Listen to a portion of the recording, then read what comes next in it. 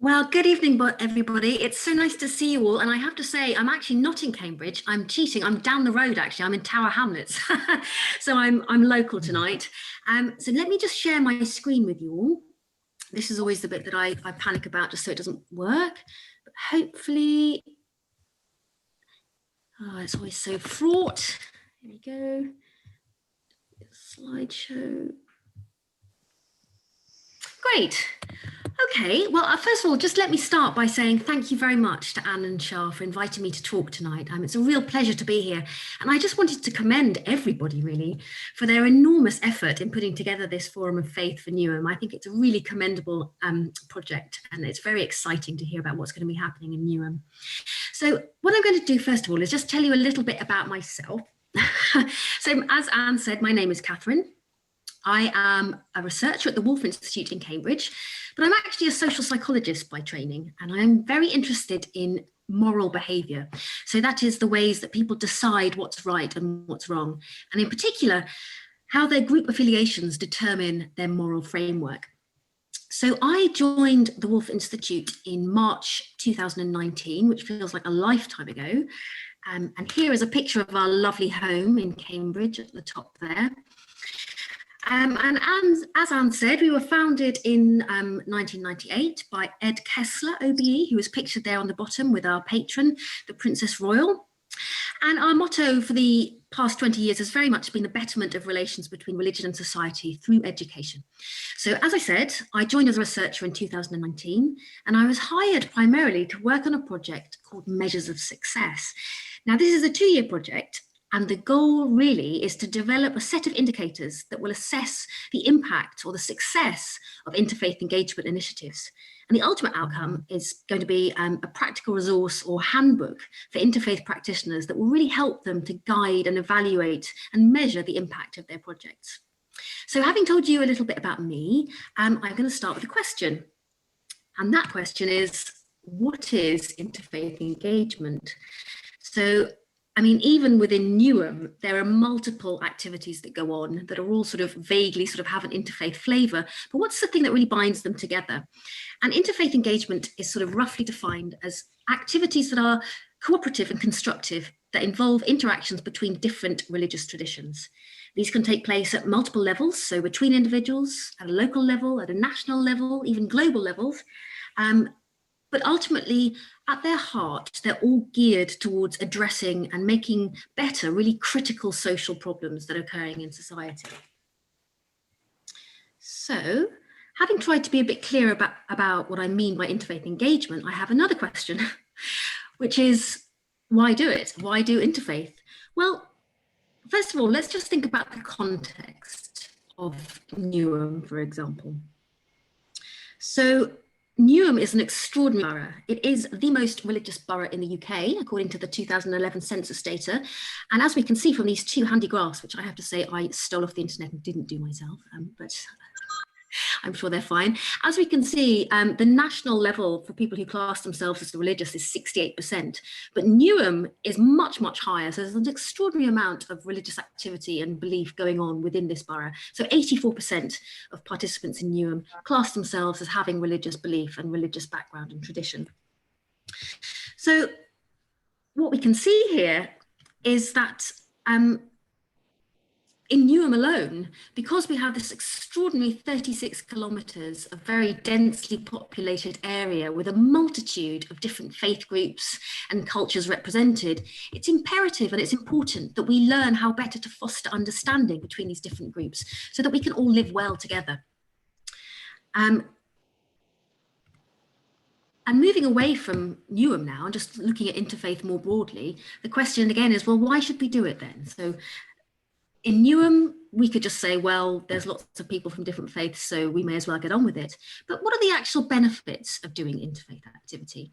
So here is the bit where I get to talk about what I love, which is my own subject, social psychology. And what years of experience and research has found is that bringing people together from different groups, particularly faith groups, sometimes indeed people from different groups who are hostile to one another, do have a variety of positive outcomes.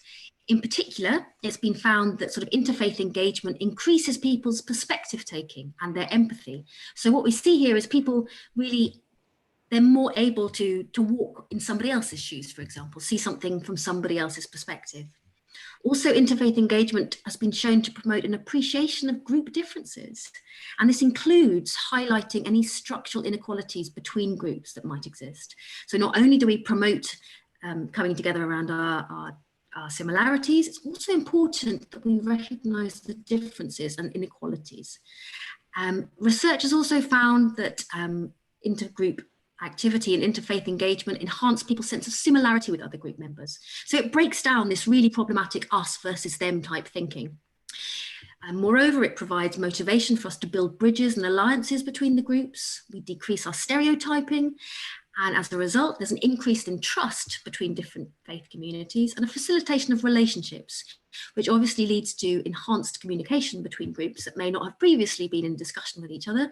And ultimately, the take-home point is that interfaith engagement leads to increased commitment to social justice action. That is, people from different faith groups and communities come together in the purpose of pursuing a common goal for the good of their community.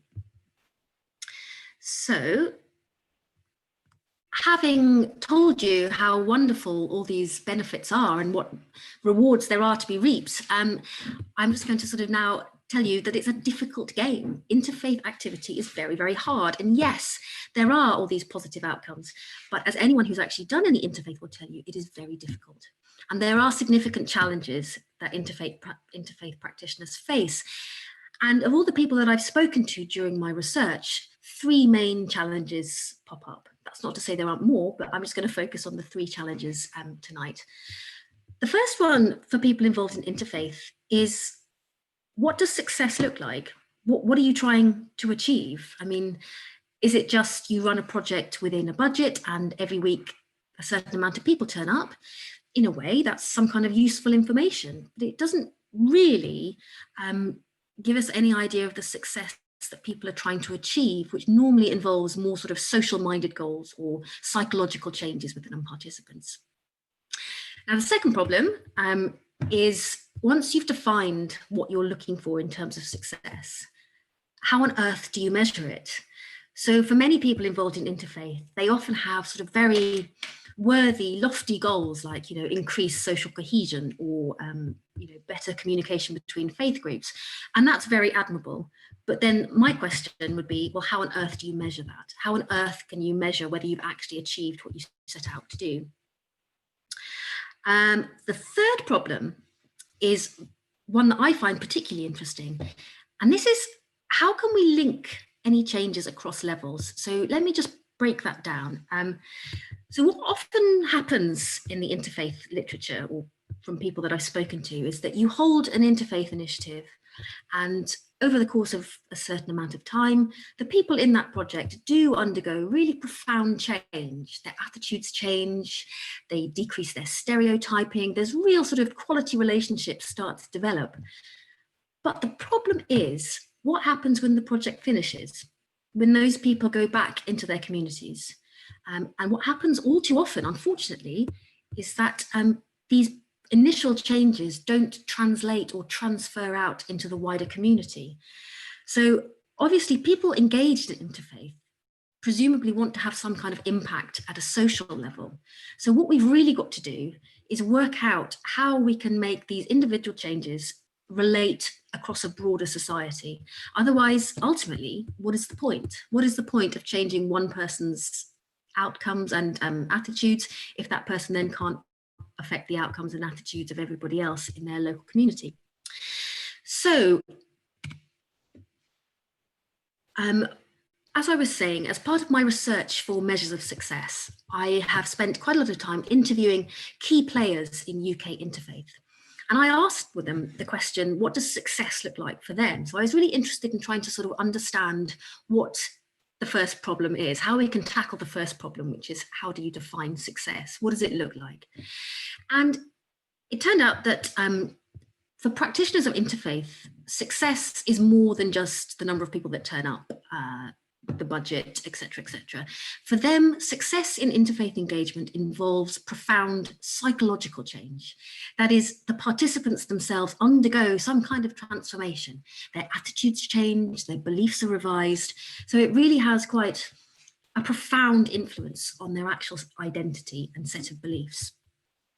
Now, the other thing of interest that everybody I spoke to sort of agreed about as being successful was that engaging in interfaith activity triggers some kind of critical reflection on people's individual religion. That is, through engaging with the people of other faiths, they come to a much deeper and richer understanding of their own faith tradition and their own religious identity. Success for these people also involved seeing the development of personal relationships developing and the development of trust. And without this crucial level of trust, they said to me, there's absolutely no way that you can tackle the difficult narratives that often need to be discussed. The trust has to be there first. And that, as I said, that leads on to the last point, which is for successful interfaith to take place, there should be a safe and trusting space for people to be able to engage with truthful and difficult narratives. So let me lead on. So it becomes clear that this sort of idea of success is really complicated. And for somebody like me who's trying to measure it, it's just nightmarish. So the way I've gone about it is really trying to break the idea of success down into 3 levels. So you have psychological success. So this is what you might say would be sort of people's belief changes or their attitude changes that take place during the course of an initiative. But like I said, most interfaith projects have a much broader goal. They're socially minded. They want to see some kind of change in the community as well. So this brings me on to the next level of success, which is a community level. So here we're going to be tracking changes that take place in the local community. And then, of course, if you're some kind of researcher or academic or you're a statistician, you'll be very interested in much longer term changes, like overall trends over a period of time, what you might call more social or national level changes. So as we can see, success is a complicated thing, and it's even more complicated to measure, which is currently what keeps me awake at night. And one of the ways that we've been progressing is to take this multi-level approach and break it down even further. So that is, if we just take the first level, the psychological level, what I've done is I've broken it down even more. I've broken it down into tiny constituent parts. And the idea behind this is that in general, if you specify something, it's much, much easier to measure. So this individual level of success is comprised of 3 elements, all of which I've developed a set of indicators. So indicators are basically measurements or variables that allow you to track whether any changes have taken place. They provide a little snapshot that builds up to a much bigger picture, if you like. So these are 3 elements that I have developed indicators for, and that's where my study is at the moment. So the next phase will be to move up a level, back into the community level.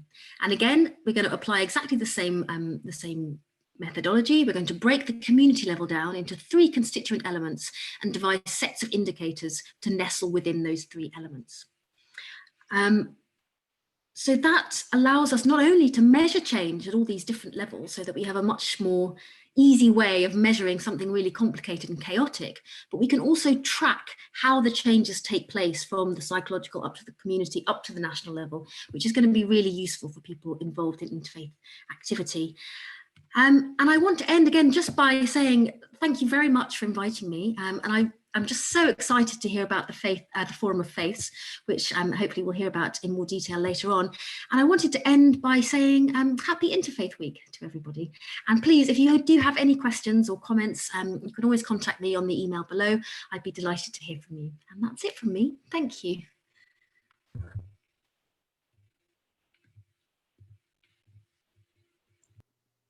Thank you so much, Katherine. That's brilliant. Thank you. Very good. So interesting, but quite challenging, because what we hear and what's coming up on the chat is we've got to be open to change. We've got to be open to have doubts. and to wonder about our own faith when we come to find out about other people's. I'm always very keen for our congregations in the Christian church where I work to go to other people's churches as well as other places of worship, but particularly to other people's churches to see how other people do it. And they may come back and say, oh, it's wonderful. They have this, they have that, they have the other thing, and we must have that. We must do that.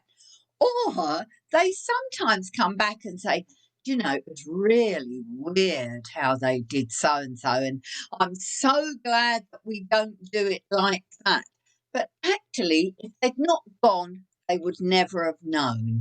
So I think an openness to be ready to be challenged and to be changed will certainly be one of the aspects of our Forum of Faiths.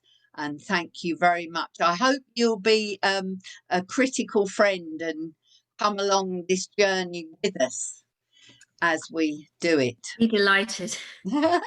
Thank you very much. Thank you so